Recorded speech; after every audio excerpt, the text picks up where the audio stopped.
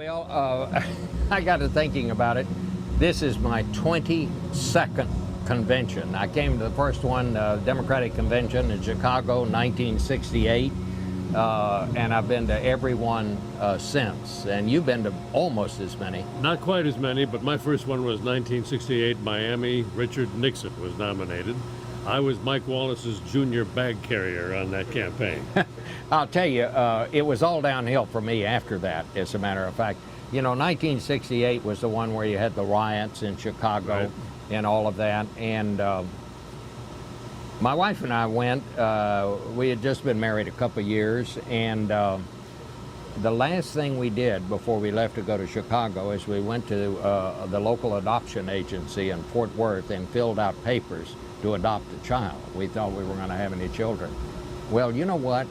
9 months to the day after that convention, our first daughter, Susan, was born. And she was in high school when she probably put it all together. And she said, well, Mom, I guess it wasn't all fighting in the streets out there. Apparently not. I have to say, I'll never top that one. Well, one of the best Republican conventions that I remember was when Ronald Reagan almost won in 1976. Poor Gerald Ford. I mean, he could not catch a break. No. As you know. And here Ronald Reagan came within about 117 votes, I think, of defeating him. Yeah. And then stole the show by giving a great speech. You know, and from then on, his trajectory was firmly fixed for 1980. You know, and Gerald Ford always thought that had he had not had to devote so much time that year to fighting off the challenge from Reagan, he thought that he would have had a better chance against Jimmy Carter. That's his version of history, but he might have had something. You know, another favorite Republican moment that comes to mind is George H.W. Bush in 1992. Read my lips. Yeah. No new taxes.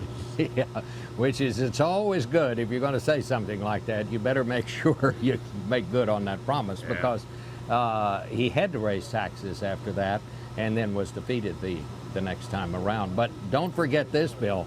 1980, another story involving George H.W. Bush, and that was Ronald Reagan got the nomination that year, 1980, you'll remember. And the next thing we knew, there up in the CBS anchor booth, right, was former President Gerald Ford, and he was up there discussing with Walter Cronkite about how, yeah, well, maybe I would consider going on the ticket with Ronald Reagan.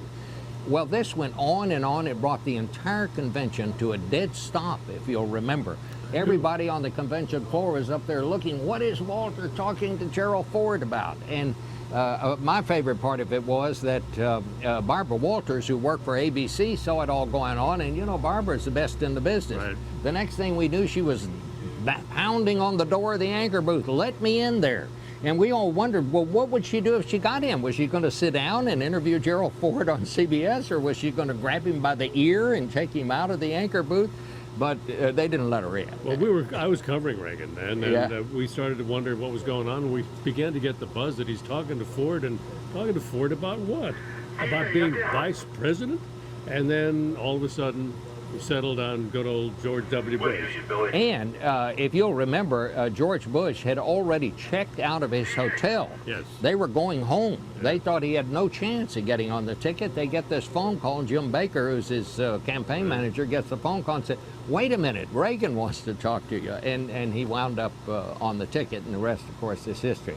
But I'll never forget everybody standing on that convention floor, looking up there at Walter Cronkite interviewing Gerald Ford. And as you well know, nobody loved to scoop more than Walter Cronkite, especially if it was his scoop. You bet. And he thoroughly enjoyed that convention. Okay, so here we are. Now we're a couple of older gentlemen. Yes. Think that we're going to have conventions as good as we've seen in the past?